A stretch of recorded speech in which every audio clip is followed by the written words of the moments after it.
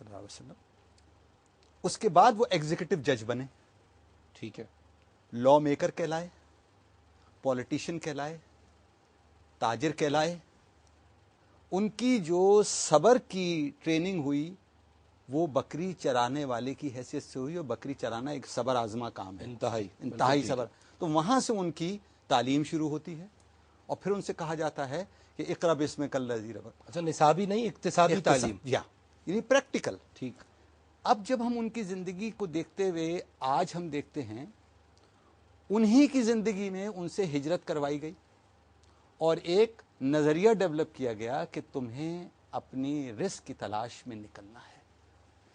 اسی ہجرت کے تقاضے تھے کہ وہاں پر ایک ایسا پروسیس ڈیولپ ہوا کہ جہاں جس کو آج آپ ڈیموکریسی کہتے ہیں, جو ڈیموکریسی تو نہیں ہے, وہ ایک یہود کی ایجاد ہے جس میں 100 نمائندے خریدے, 100 نمائندے چنے, 100 نمائندے خریدے, اور 100 نمائندوں سے حکومت کی.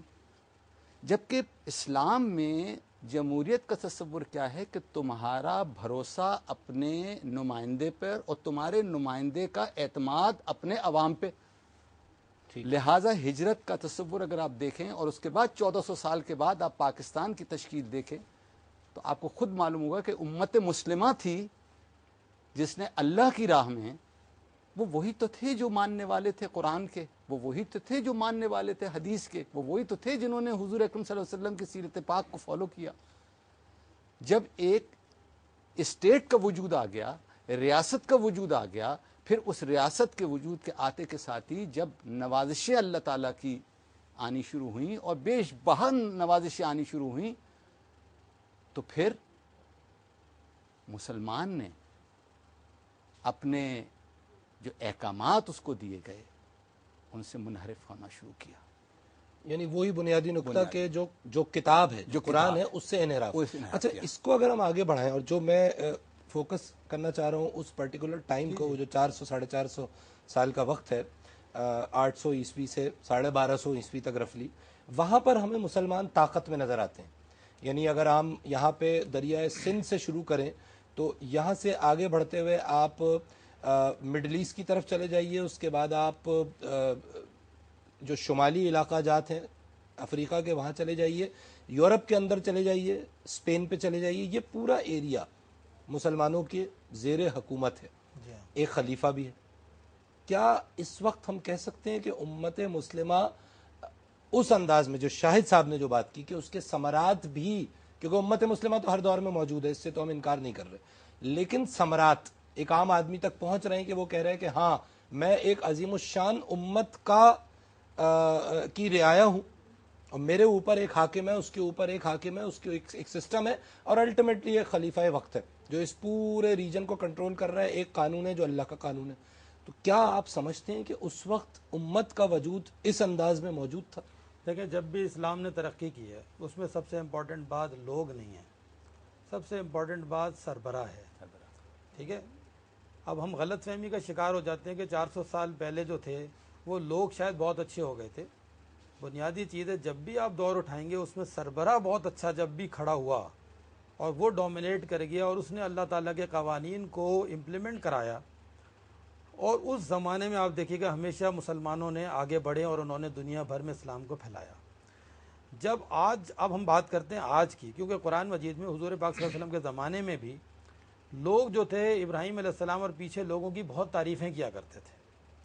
پتہ یہ چلا کہ اللہ تعالیٰ نے ایک آیت نازل کی, سورہ بقرہ 2 آیت نمبر 134, تلک امۃ قد خلت, وہ ایک امت تھی جو گزر گئی, لہا ما کسبت ولکم ما کسبتم, جو اس نے کمایا وہ اس کے لیے, جو تم کماتے ہو تمہارے لیے, وما تسألون عما کانوا یعملون, اور تم سے نہیں سوال کیا جائے گا کہ وہ لوگ کیا عمل کرتے تھے. اس کا مطلب یہ ہے کہ بنیادی چیزیں ہم اس آیت سے ہم ہدایت لیں آج, کہ آج ہم کیا کر رہے ہیں, کیا ہمارے اعمال ایسے ہیں. اور جب ہم آج دیکھتے ہیں اپنی آج, اچھا میں آج پہ آنا چاہوں گا, لیکن میں اس سے پہلے شاہد صاحب میرا سوال ابھی اپنی جگہ پہ, کیا وہ وقت جو 400-450 سال کا پیریڈ ہے, گولڈن ایج, بے حساب ترقی کی مسلمانوں نے علم میں, فنون میں, حرفت میں, تجارت میں, صنعت میں, every aspect of social life, جی امت تھی, وہ امت تھی, اور اس کی بہت بنیادی وجہ ہے اس وقت میں اگر آپ اس گولڈن پیریڈ کو اگر آپ اس کا مطالعہ کریں تو اسی گولڈن پیریڈ میں اسلام کے سیاہ ترین باب بھی لکھے ہوئے ہیں. ٹھیک ہے. لیکن ایک بہت ہی خوبصورت چیز ہے کہ اس زمانے میں جو بھی مسلمان حکمران تھے یا حکمران نہیں تھے اور دوسری طرف تھے، قرآن پہ متفق تھے، اور وہ حکمرانوں کے ساتھ ہر اس چیز میں تعاون کرتے تھے جو قرآن سے ثابت تھا، اور ہر اس چیز میں ان کے اگینسٹ جاتے تھے جو قرآن سے ثابت نہیں تھا. ٹھیک ہے. تو جہاں پہ عام مسلمانوں کی فلاح و بہبود کی بات تھی، وہاں انہوں نے کبھی بھی حکمرانوں کے ساتھ ان کے انٹرفیئر نہیں کیا، رجسٹنس نہیں کی. دو چیزوں پہ تمام اس پورے پیریڈ کے دوران میں، بلکہ 1924 تک سلطنت عثمانیہ کے وقت ایک دوسری سلطنت خلافت موجود تھی، خلافت صفوی کے نام سے. ٹھیک. لیکن ان دونوں خلافت کے اندر بھی یہ بڑی خوبصورت چیز موجود تھی کہ دو چیزوں پہ آپس میں ہم ایک دوسرے کے ساتھ رجسٹنس نہیں کریں گے، ایک عام مسلمانوں کی فلاح و بہبود اور دوسرا جغرافیائی حدود. ٹھیک ہے. یعنی جہاں اسلام کی تبلیغ کا کام ہو رہا تھا، جہاں اسلام کی جغرافیائی حدود آگے جا رہی تھی، وہاں پہ ایک دوسرے کے ساتھ رجسٹنس نہیں کرتے تھے. ٹھیک ہے. اور یہی اس 400 سال کے پیریڈ میں ہوا کہ جو حکمران طبقہ کہہ لیں آپ اس کو، ان کے درمیان جو بھی مسائل تھے یا جو بھی اختلافات تھے وہ اسی لیول پہ ہوتے تھے.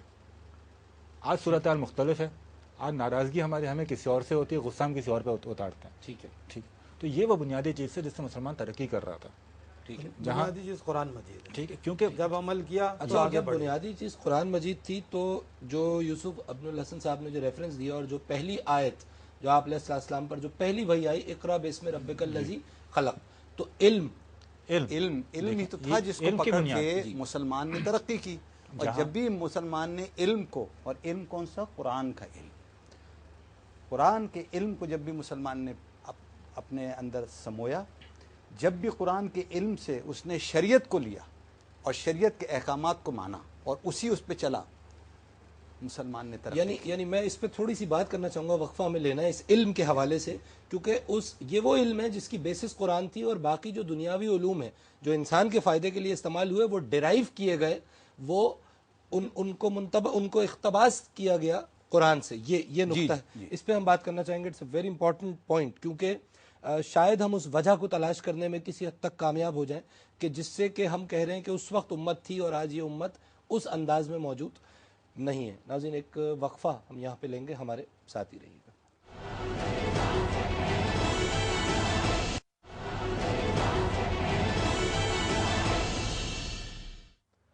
ویلکم بیک ناظرین، آپ پروگرام دیکھ رہے ہیں جہاد اکبر، اور ہم اپنی سی کوشش کر رہے ہیں جاننے کی کہ امت مسلمہ کا آج کس انداز میں وجود موجود ہے. کالر ایک ہمارے ساتھ ہیں، بات کریں گے. السلام علیکم. ہیلو، السلام علیکم. جی وعلیکم السلام. کون صاحبہ بات کر رہی ہیں؟ دیکھیں، میں مسز اسد بات کر رہی ہوں. یہ جو پہلے صاحب بیٹھے ہوئے، انہوں نے ابھی کہا ہے کہ قرآن کو سمجھنے کے لیے حدیث کو دیکھا جائے، پڑھا جائے. تو ہمارے یہاں تو حدیث تو ہر ایک کے پاس اپنی اپنی ہے. ہم کون سی حدیث دیکھیں قرآن کو سمجھنے کے لیے؟ ٹھیک. لیکن شیعوں اپنی حدیث لاتے ہیں، سنی اپنی حدیث لاتے ہیں، اور مختلف لوگ جو لاتے ہیں. تو اور پھر ایک بات یہ کہ قرآن میں کیا یہ لکھا ہے کہ آپ حدیث سے سمجھیے؟ ٹھیک. Thank you for calling. Sir نہیں، آپ کو حدیث انٹرپریٹیشن ہے، وضاحت کی گئی ہے. جو چیز آپ کے سمجھ میں نہیں آ رہی ہے قرآن مجید کی روح سے، جس چیز کو آپ نہیں سمجھ پا رہے ہیں، حضور اکرم صلی اللہ علیہ وسلم نے اپنے حدیث کے ذریعے اس کی وضاحت کی ہے. یہ آپ کی آسانی کے لیے کی، اور اس کا پھر عملی مظاہرہ کر کے دیا ہے جو شریعت کا ایک حصہ ہے. ان کے تمام عمل جو تھے وہ شریعت کا ایک حصے ہیں، اور وہ قرآن کی گائیڈنس کے اوپر ہیں. آپ کا آج پورا مالیاتی اور معاشیاتی نظام جو قائم ہے وہ اس قرآن کے اوپر بیس کرتا ہے. انہیں حدیث سے انکار نہیں ہے، لیکن ان کا سوال یہ ہے کہ کون سی حدیث فالو کی جائے. شاید صاحب دیکھیں، یہی وہ تاثر ہے جو ہمارے معاشرے میں غلط طریقے سے سرایت کر گیا ہے. ہم قرآن کے تراجم کے بارے میں بھی اور اس کی تفسیر کے بارے میں بھی، حدیث کے بارے میں بھی عموماً یہی تاثر آتا ہے کہ جب ہم کس کو فالو کریں. تو جناب اس میں جواب یہ ہے کہ ہم کسی کو فالو نہ کریں. قرآن کا ترجمہ جب ہم پڑھیں یا تفسیر اس کی پڑھیں، وہ کسی کا بھی ترجمہ ہو یا کسی کی بھی تفسیر ہو، حدیث ہم کسی کے بھی پڑھیں، تو اس میں 70% یا उससे कुछ कम ज़्यादा वो चीज़ें मौजूद हैं जो हमें बहुत आसानी से समझ में आ जाती हैं, जिसमें बहुत ज़्यादा शुकूक शुबहात नहीं हैं। ठीक है। तो उसमें ये जिस तरह हम आम रोज़मर्रा ज़िंदगी के अंदर जब हमें मुख्तलिफ़ चीज़ों में कोई रेफरेंस चाहिए होता है तो हम उसकी बहुत ज़्यादा डिटेल में नहीं जाते, एक हद तक जाते हैं और हम जहाँ तक हमारा जिससे मसला है, लेकिन जहाँ पे हमें शुकूक व शुबहात हैं तो वहाँ पे थोड़ी सी एफर्ट हमें खुद भी करनी चाहिए होती है जी। यानी हमारे अपने मामूलात हों, मैं थोड़ी सी एक बहुत आम उसमें वो देना चाहूँगा कि हमें कोई बीमारी होती है तो हम 4 लोगों से रेफरेंस लेते हैं। घर के अंदर अगर हमें कोई मुलाजमा रखनी हो तो हम 4 लोगों से रेफरेंस लेते हैं और हम एक तको-दो करते हैं। तो इसी हवाले से वो किसी का भी हो, इसमें हमें शिया सुन्नी या दूसरा वो नहीं करना चाहिए। असल चीज़ ये है कि किसकी रिवायत से वो हदीस है और वो चीज़ जो है वो कुरान से उसका कोई टकराव तो नहीं है, क्योंकि इमाम बुखारी जहाँ तक मेरा ख्याल है उन्हीं की रिवायत है कि अगर मेरी कोई हदीस कुरान से उसको दीवार पर टकरारी तो उसको मुस्तरद कर दिया जाए। तो ये हमें अपनी तरफ से भी तगो-दो करनी चाहिए इसके अंदर। और उतना एफर्ट क्या हम इस पूरे मामले की छानबीन में कर रहे हैं जितना एफर्ट हम एक शर्ट ढूंढने के लिए मार्केट में करते हैं? तो अगर हम उतना एफर्ट नहीं कर रहे तो हम माशरे के एक तबके को, जिनको हम उलमा कह रहे हैं, इसलिए सिर्फ कॉर्नर ना करें कि मैं खुद कुछ नहीं करना चाहता लिहाजा मैं उन्हें मूरद इल्ज़ाम ठहरा के खुद बरी ज़िम्मा हो जाऊं। ये एक साइड ऑफ द पिक्चर है। हैविंग सेड दैट, उलमाए कराम की जो अपनी जिम्मेदारियां हैं वो एक अलग मौजू है। एक कॉलर हमारे साथ है, उनसे बात करेंगे। अस्सलाम वालेकुम। कॉल ड्रॉप हो गई। सर आप कुछ कह रहे थे? मैं ये कह रहा था कि देखें, अब इस्लाम का माशी निज़ाम है, पूरा एक माशी निज़ाम है। कुरान मजीद में हर चीज़ की वजाहत उसकी है, मगर इन्नमा आमल बिन्नियात, अमल का दारो मदार नियत पे है। मुकम्मल माशी निज़ाम की अक्कासी करता है कि अगर आपकी नीयत साफ़ है तो आपके अमल साफ़ होंगे। अगर आप माल को से मोहब्बत करेंगे तो फिर आप जुल्म करेंगे, और अगर आप माल की इज्जत करेंगे तो आप सोशल जस्टिस की तरफ जाएंगे, फिर उसको सही तरीके से उस माल को लगाएंगे। अच्छा, माल की इज्जत से क्या मुराद है? यानी माल को मिंजाने बल्ला समझा जाए? माल आप मेहनत करके कमाएंगे, यानी माल कमाने के लिए आप तगोदो करेंगे हलाल। हाँ, और आप जब मोहब्बत करते हैं तो माल को छाती से लगा के रखते हैं, यानी उसको खर्च नहीं करते हैं। ठीक। फिर आप उसके अंदर माली बदनवानियों में पड़ जाते हैं, ठीक है, अकरब परवरी में पड़ जाते हैं। अच्छा, perhaps this answers the question. और मैं जो एक नुक्ता था शाहिद साहब, और मैं फिर अयूब साहब की तरफ उसके रेफरेंसेस के लिए भी आना चाहूँगा, जो हम बात कर रहे थे ब्रेक से पहले कि वो क्या बाइंडिंग फोर्स थी, वो क्या डिसाइसिव फैक्टर था उन 450 सालों में जिस वक्त मुसलमान एक रूहानी कुव्वत तो थे ही क्योंकि वो मुसलमान थे, लेकिन वो एक सियासी कुव्वत भी थे और खित्ता ज़मीन के तकरीबन 1/3 हिस्से पर हुकूमत कर रहे थे।